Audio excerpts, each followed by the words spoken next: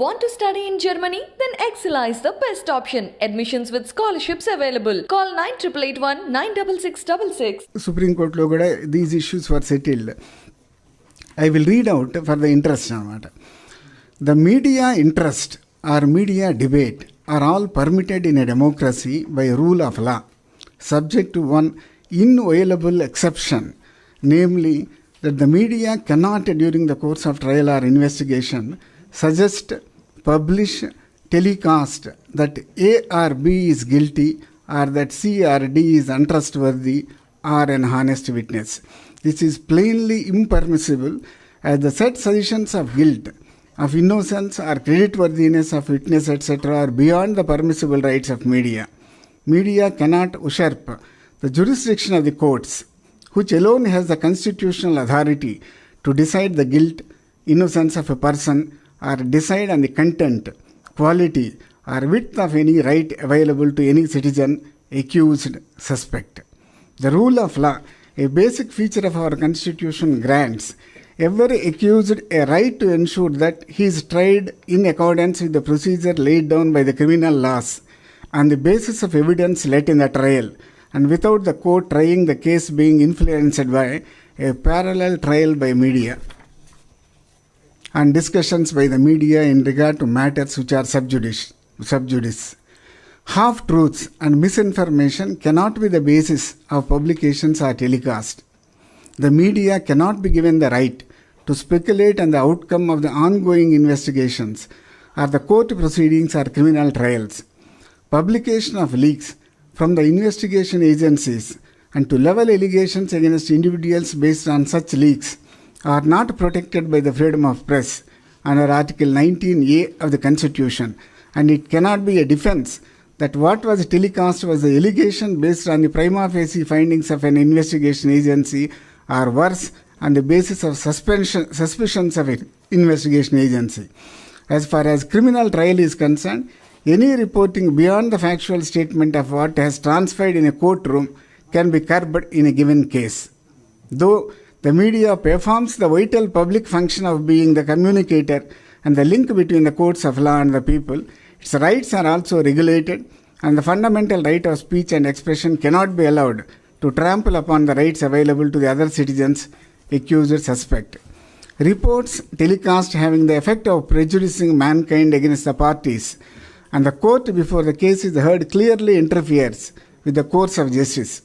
A larger negative impact to a trial by media, a more subtle one, which often goes unnoticed, also needs a mention. In a trial by media, which apart from adversely affecting the rights of the accused for a fair trial, has immense power to influence public opinion.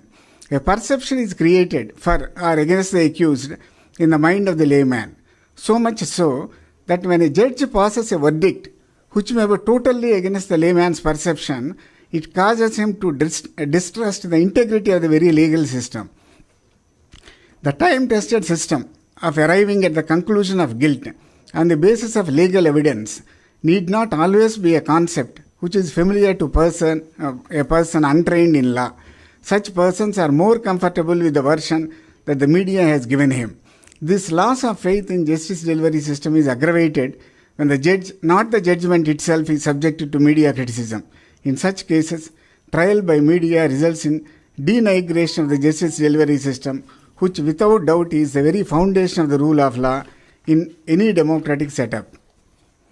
The code, that is CRPC, the code only directs the investigation officer to transmit to the magistrate a copy of the entries in the case diary, and when even the accuser is not entitled to get the copy of any of the documents except remand report at that stage, it is difficult to comprehend as to how any other person, citizen, media can get copies of the details which even the accuser is not entitled. Still worse will be the case of publication, telecast of the alleged materials referred above, which can only be on the basis of surmises, suspicion. During the course of investigation, the investigation agency is not allowed to divulge the details of investigation of any crime to the public at large on 3 counts, namely principle, authority, and propriety.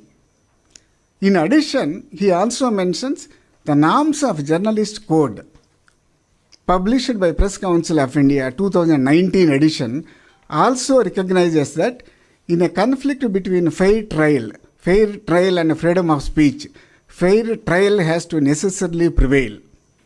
It is not always advisable to vigorously report crime related to issues in a day-to-day basis, nor to comment on supposed evidence of the crime without ascertaining the factual matrix.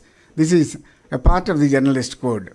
Victim, witnesses, suspects and accused should not be given excess publicity, as it amounts to invasion of their privacy rights. The media is not expected to conduct its own parallel trial or foretell the decision, putting undue pressure on the judge, the jury or the witnesses, or prejudice a party to the proceedings. It's the latest judgment. And it clearly says that minimum discipline, minimum code of conduct is essential for a journalist or media.